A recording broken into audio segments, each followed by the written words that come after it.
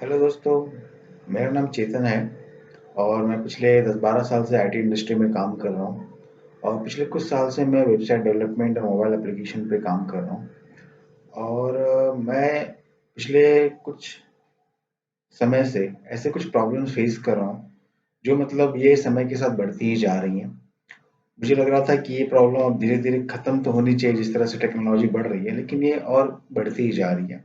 ये प्रॉब्लम मतलब कुछ ऐसी चीज़ें हैं जो मैं अपने क्लाइंट के साथ एक्सपीरियंस करता हूँ। तो ये जो एक्सपीरियंस है ये मुझे डेवलपमेंट के दौरान या अपने क्लाइंट के साथ डील करने के दौरान मुझे ये फेस होता है। तो बेसिकली ये जो वीडियो है उन लोगों के लिए जो नॉन टेक्निकल है, जिन्हें मतलब बहुत सारी चीज़ों को लेके अवेयर नहीं है, बहुत सारी चीज़ों के बारे में पता नहीं है, यानी बेसिक चीज़ें जो होती हैं उन्हें वो नहीं पता है या फिर कुछ चीज़ों के लिए कन्फ्यूज़न रहती है, तो ये वीडियो उस बारे में है। तो चलिए शुरू करते हैं। तो पहला जो पॉइंट है वो है confusion between domain and hosting. बहुत सारे लोग को मैंने देखा है, बहुत सारे ऐसे क्लाइंट मिलते हैं जो डोमेन और होस्टिंग को लेके बड़े कंफ्यूज होते हैं। उन्हें पता ही नहीं होता है कि डोमेन क्या होता है और होस्टिंग क्या होता है। कई बार ऐसा होता है कि हम क्लाइंट को ऑफर करते हैं डोमेन और होस्टिंग का तो कहते हैं कि हमने ले रखा है और जब बाद में हमें पता चलता है कि उनके पास सिर्फ डोमेन है, होस्टिंग है ही नहीं या फिर सिर्फ होस्टिंग है, डोमेन है ही नहीं। तो ये एक बहुत बड़ा कन्फ्यूज़न है, जो लोगों को नहीं समझ में आता है कि भाई अगर आप वेबसाइट बनाते हैं तो उसमें ये 2 चीज़ें यूज़ होती है, डोमेन और होस्टिंग है, दोनों अलग-अलग चीज़ें हैं, ठीक है? और ये दोनों अलग-अलग हमें परचेज़ करने पड़ते हैं। तो ये कन्फ्यूज़न है। अभी इसके बारे में हम डिटेल में जानकारी बाद में देंगे। इस वीडियो में इस खाली हम जो प्रॉब्लम्स हैं, मेन-मेन जो पॉइंट्स हैं, जो प्रॉब्लम्स आते हैं, उनके बारे में ही बात करेंगे। तो ये एक बात होगी कि डोमेन और होस्टिंग को लेके काफ़ी लोग कन्फ्यूज़ रहते हैं। उन्हें ये समझ में नहीं आता है कि ये दोनों चीज़ें अलग-अलग हैं। ठीक है? तो हमारा सेकंड पॉइंट है वेबसाइट डेवलपमेंट प्रोसेस। कई बारी क्या होता है कि जब क्लाइंट हमें कोई वेबसाइट दिखाता है और कहता है कि यार ये वेबसाइट है, इसको कॉपी करो और पेस्ट करो और बना दो। तो उन्हें क्या लगता है कि बस कॉपी किया, पेस्ट किया और वेबसाइट रेडी हो गई। तो पहली चीज़ तो ये बहुत बड़ा मिथ है कि अ, किसी भी तरह का डेवलपमेंट हो, चाहे वो वेबसाइट बनाए या मोबाइल एप्लीकेशन बनाए, कॉपी पेस्ट से वो चीज़ नहीं बनती। हम कई बार क्लाइंट को समझाते भी हैं कि भाई ये इसमें बहुत सारे टास्क हैं, इसमें बहुत सारा काम करना पड़ता है, डिज़ाइन करनी पड़ती है, कोडिंग करनी पड़ती है। तो कहते हैं क्या यार ऐसा नहीं होता है ना, तुम्हें तो बस कॉपी पेस्ट ही करना है। और जब ऐसे जवाब मिलते हैं ना तो फिर क्या है मतलब फिर दिमाग घूम जाता है कि उन्हें लगता है कि डेवलपमेंट का मतलब बस कॉपी पेस्ट हो गया। तो ऐसा नहीं है, ठीक है? कॉपी पेस्ट हमारे काम का एक हिस्सा है, ये नहीं कि हम कोई भी चीज़ है देख रहे हैं तो उसको कॉपी करके पेस्ट कर दिया और बना दें, वैसा नहीं होता है। हर एक डेवलपमेंट का अपना एक प्रोसेस होता है, ठीक है? जैसे कि वेबसाइट डेवलपमेंट ही है, इसमें आपको लेआउट डिज़ाइनिंग होता है, ग्राफिक्स डिज़ाइनिंग होता है, कंटेंट डेवलपमेंट होता है, ये सारी चीज़ें इन्वॉल्व होती हैं। बहुत सारे केस में एक ही बंदा ये सारा काम होता है। इस बहुत सारे केस में एक ही बंदा ये सारे काम कर लेता है, ठीक है?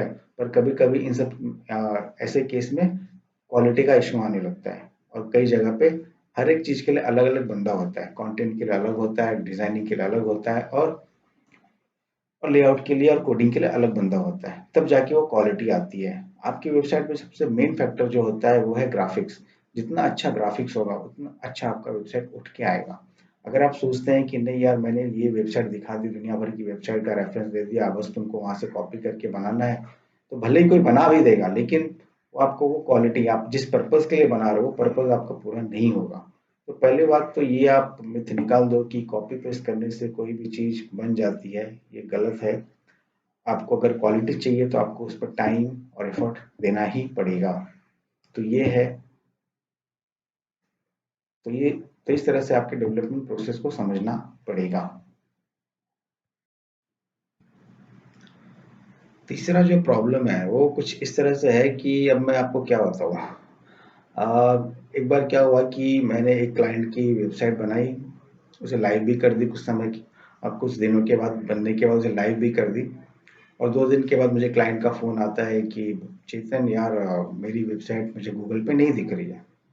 तो मैं बोला अच्छा, क्या कर रहे हो आप? तो उसने कहा यार मैं तो अपना सर्विस ढूंढ रहा हूँ, गूगल पे तो मेरा वेबसाइट ही नहीं दिखा रहा है, अपने प्रोडक्ट का नाम दे रहा हूँ तो मुझे वेबसाइट ही नहीं दिखा रहा है। तब इस केस में अब इस केस में मुझे क्लाइंट को समझाना पड़ा कि सर अभी आपने सिर्फ वेबसाइट बनवाई है, उसका मार्केटिंग करना पड़ेगा, उसका ऑनलाइन डिजिटल मार्केटिंग करना पड़ेगा, तब जाके आपकी वेबसाइट ऑनलाइन दिखेगी। तो क्लाइंट क्लाइंट समझने को रेडी नहीं। वो कहता है कि यार हमने तो वेबसाइट इसीलिए ही बनाई थी कि ताकि वो गूगल पे आए। ठीक है, तो ये एक मिथ है। ये एक बहुत बड़ा कंफ्यूजन है लोगों को। तो लगता है, कई लोगों को ऐसा लगता है कि यार हमने वेबसाइट बना दी है, मतलब लाइव कर दी है, तो हमको गूगल पे दिखना चाहिए। ऐसा नहीं है। ठीक है, तो पहली बात तो आप ये चीज़ समझो कि यार डेवलपमेंट एक अलग पार्ट है और डिजिटल मार्केटिंग अलग पार्ट है। अगर आप वेबसाइट बना रहे हो और वो लाइव हो गया, तो इसका मतलब ये नहीं कि भाई पहले दिन से वो चीज़ गूगल पे आनी चालू हो जाएगी। उसके लिए आपको प्रॉपर मार्केटिंग करानी पड़ेगी, और मार्केटिंग एक अलग एंटिटी है, वो एक अलग काम का हिस्सा है, उसके लिए अलग एक्सपर्टीज लगता है। ठीक है, जरूरी नहीं कि जो डेवलपर है, जिसने वेबसाइट बनाई है, वही करे। उसके लिए एक अलग एक्सपर्ट होता है जो ये काम होता है। इसमें बहुत सारी चीजें इन्वॉल्व होती है, जैसे एसईओ हो गया, सोशल मीडिया मार्केटिंग हो गया, फिर और और गूगल एडवर्ड जैसी चीजें इन्वॉल्व होती है। ठीक है, अगर आप सोचते हो कि नहीं बस लाइव कर दिया और गूगल पे दिखने लगा, तो ऐसा नहीं होता है। तो ये एक कंफ्यूजन है भाई, कि भाई लोग को लगता है कि वेबसाइट बनाकर लाइव कर दिया मतलब मेरा वेबसाइट रैंक करना चाहिए। ऐसा नहीं होता है। ठीक है, वेबसाइट बनाने का मतलब ये नहीं है कि आपकी साइट पहले दिन से ही रैंक करना स्टार्ट कर दे। रैंक करने के लिए आपको प्रॉपर उसका मार्केटिंग करना पड़ेगा। तो ये इस बात को आप समझिए कि भाई डिजिटल मार्केटिंग एक अलग चीज़ है। उसके लिए आपको प्रॉपर मार्केटिंग करनी पड़ेगी। उसके लिए प्रॉपर आपको समय देना पड़ेगा। एक बंदा आपके लिए, आपकी वेबसाइट के लिए काम करेगा। क्योंकि डिजिटल मार्केटिंग ऐसा नहीं है कि भाई 5 दिन या 10 दिन या हफ्ते भर का काम है। वो एक ऑनगोइंग प्रोसेस है, वो चलता रहेगा, चलता रहेगा। ठीक है, उस पर कोई बंदा होता है जो आपकी वेबसाइट पर कंटिन्यू काम करता है, तब जाके वो गूगल पे आती है। ठीक है, ये नहीं कि भाई हमने बनाया, वेबसाइट डेवलप कर दी, लाइव कर दी और आपकी साइट रैंक करने लगी, ऐसा नहीं होता है। ठीक है, तो ये एक चीज़ है जिसे आप समझना, जिसे लोगों को समझना चाहिए कि भाई डेवलपमेंट अलग है और डिजिटल मार्केटिंग एक अलग पार्ट है। नेक्स्ट पॉइंट है सपोर्ट सिस्टम एंड ऑनरशिप। देखिए, जो वेबसाइट होता है ना, वो एक प्रॉपर्टी की तरह होता है।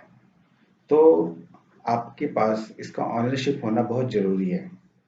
कई बार क्या होता है कि क्लाइंट के पास हम जाते हैं और उनकी कोई पुरानी वेबसाइट होती है और उसे कहते हैं भाई इसको रीडिज़ाइन करना है। तो अब रीडिज़ाइन करने के लिए जब हम उनसे मांगते हैं कि सर हमें आपका कंट्रोल चाहिए, आपके कंट्रोल पैनल का मुझे एक्सेस चाहिए, तो वो चीज़ उनके पास मिलती ही नहीं है। वो कहते हैं कि भाई हमारे पास नहीं है, और जिसके पास होता है वो भी कांटेक्ट में नहीं होता है। तो ऐसे केस में फिर पता ही नहीं होता कि वो वेबसाइट की एक्चुअल ऑनरशिप किसके पास है। तो ये इस बात का आप ध्यान रखो कि जब भी आप वेबसाइट बनवा रहे हो, तो उसका जो क्रेडेंशियल है वो आपके पास होना चाहिए। लाइक आपके पास डोमेन का कंट्रोल होना चाहिए, plus C panel hosting detail होना चाहिए, ताकि इन फ्यूचर जब आप उस पर कुछ और भी काम कराना चाहें, या मार्केटिंग करना चाहें या डिजिटल मार्केटिंग कराना चाहें, तो आप उसे वो सामने वाले को दे सके। बहुत सारे केस में क्या होता है कि वेबसाइट बन गई, लाइव हो गई, लेकिन क्लाइंट को पता ही नहीं है कि भाई मेरे वेबसाइट का कंट्रोल पैनल कहाँ है, किधर होस्ट है, उसका डोमेन कहाँ से परचेस हुआ है, कुछ पता ही नहीं होता है। ठीक है, तो कई जगह पे जो एजेंसीज होती है उनके पास भी डिटेल होता है, और क्लाइंट के पास भी डिटेल होता है। तो इस केस में जब भी कोई इशू होता है तो वो एजेंसी मैनेज करती है। ठीक है, वो एक म्यूचुअल अंडरस्टैंडिंग होती है। तो बहुत सारे केस में मैंने देखा है कि भाई क्लाइंट के पास डिटेल ही नहीं होता, फिर उसको स्ट्रगल करना पड़ता है। उसको 10 जगह फ़ोन लगाए कि भाई किधर है, कहाँ है, पुराना, उनको पुराने डेवलपर, पुराने एजेंसी के साथ कांटेक्ट करना पड़ता है। कई बार ऐसा होता है कि भाई सामने वाली पार्टी जो है उनसे एक्स्ट्रा पैसे मांगते हैं कि भाई हमें अपना पे करो, तब हम आपको ये सारे क्रेडेंशियल देंगे। ऐसे भी होता है। तो इस बात का ध्यान रखिए कि जब भी आप वेबसाइट बनाते हो और जब वो लाइव होती है, तो उसका जो भी क्रेडेंशियल है, चाहे वो एडमिन पैनल हो या कंट्रोल पैनल हो या डोमेन का कंट्रोल हो, ये आपके हाथ में होना चाहिए। आपको पता होना चाहिए कि भाई ये चीज़ कहाँ है।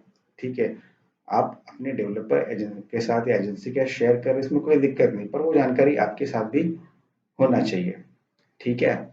और कई बार क्या होता है कि जब ये आप वेबसाइट बन के जब रेडी हो जाती है, तो आपका एक म्यूचुअल अंडरस्टैंडिंग होना चाहिए कि डेवलपर के साथ कि भाई इसमें सपोर्ट सिस्टम जो रहेगा वो क्या रहेगा, आपको क्या क्या मिलेगा, ये सारी चीजें पहले से डिस्कस्ड होनी चाहिए।